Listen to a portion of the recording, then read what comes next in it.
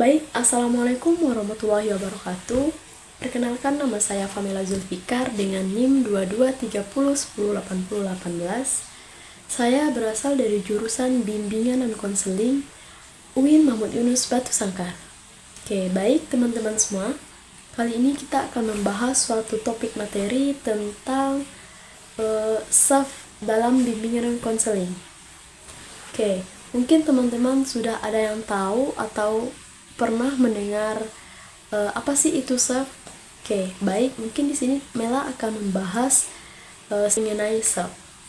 Nah, jadi SAF itu adalah singkatan dari Spiritual Emotional Freedom Technique, yang mana di dalam bimbingan dan konseling diartikan sebagai teknik, yaitu sebuah teknik pelepasan emosi di dalam diri seseorang dengan pendekatan spiritualitas terhadap suatu keyakinan kita. Nah, jadi SAF ini adalah sebuah teknik untuk penyembuhan penyakit emosional yang diakibatkan oleh pikiran-pikiran negatif dari seseorang yang membuat kita tuh semakin tidak percaya diri untuk kedepannya.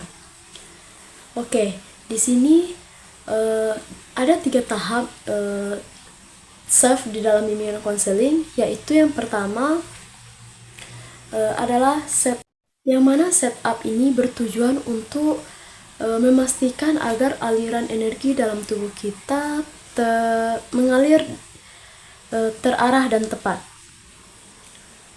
Langkah ini dilakukan untuk menetralisir perlawanan psikologis seperti yang sudah saya bilang tadi, yaitu seperti pikiran-pikiran negatif yang ada di dalam diri kita.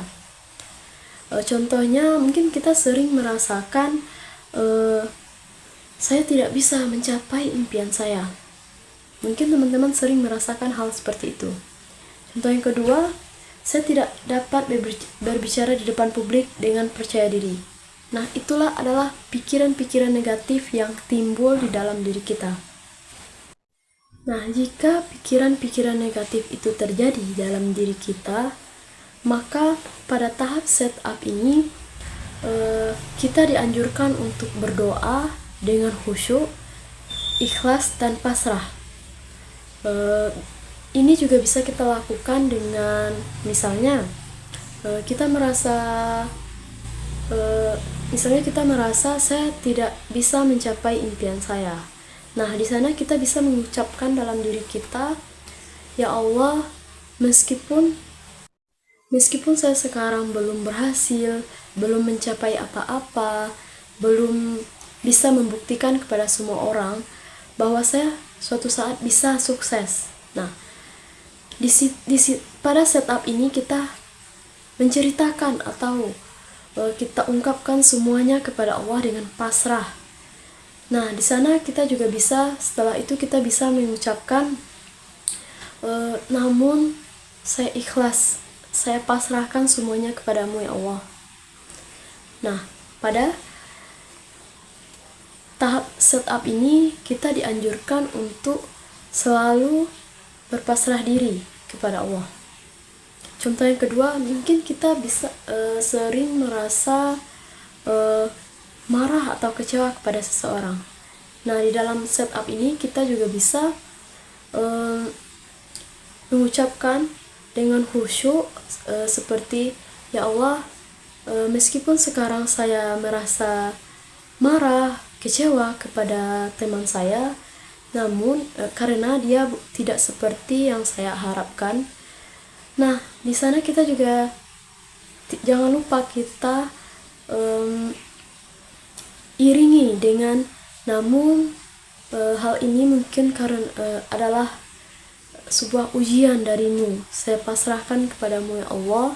Saya ikhlas dengan itu. Itulah contoh dari setup yang pertama.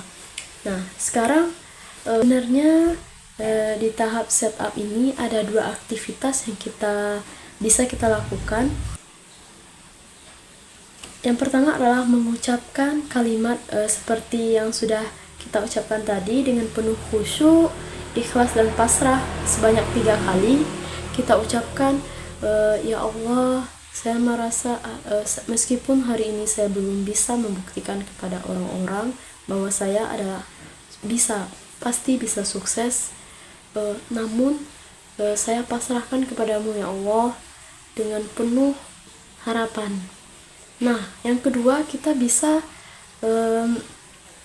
melakukan sambil mengucapkan tersebut, kita bisa mengetuk 2 kali atau 3 kali di bagian dada kita, tepatnya di bagian sore throat atau titik nyeri daerah di sekitar dada yang jika ditekan terasa agak sakit gitu. Nah, kita bisa mengetuknya sebanyak 2 kali atau 3 kali dengan dua ujung jari kita.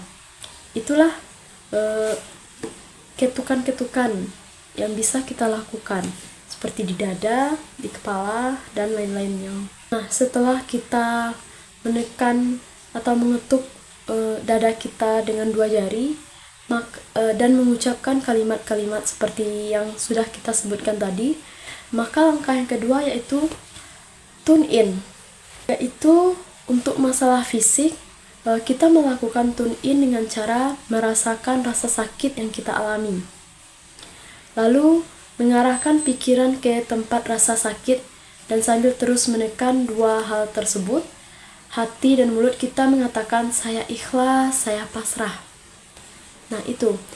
Nah, pada tune in ini, setelah kita melakukan aktivitas setup tadi, maka selanjutnya kita merasakan apa yang rasa sakit yang kita rasakan gitu, sambil mengatakan saya ikhlas, saya pasrah. Nah, sedangkan untuk masalah emosi, kita melakukan tune in dengan cara memikirkan sesuatu atau peristiwa spesifik tertentu yang dapat membangkitkan emosi negatif kita, agar emosi negatif yang ingin kita hilangkan. Ketika terjadi reaksi negatif seperti marah, sedih, takut, dan sebagainya, hati dan mulut kita mengatakan, ya Allah, saya ikhlas, saya pasrah. Nah, setelah itu baru kita masuk pada tahap yang ketiga, yaitu the tapping. Dimana tapping adalah mengetuk ringan dengan 2 ujung jari pada titik-titik tertentu di tubuh kita, sambil terus tune in. Titik-titik ini adalah titik-titik kunci dari the major energy meridians, yang jika kita ketuk beberapa kali, seperti jika kita ketuk kayak gini, maka akan berdampak pada ternetralisirnya gangguan emosi atau rasa sakit yang kita rasakan, karena aliran energi tubuh berjalan dengan normal dan seimbang kembali. Nah, mungkin itulah yang dapat kita lakukan jika kita sedang merasa kecewa, stres, cemas. Mungkin kita bisa melakukan hal-hal seperti tadi. Yang pertama, kita bisa melakukan setup, yaitu kita setelah kita mencurahkan semuanya dengan pasrah, ikhlas, sambil mengharapkan ridho Allah, maka langkah kedua kita bisa melakukan tune in, yang mana mengetuk di bagian dada atau di bagian tubuh kita yang merasakan sakitnya gitu.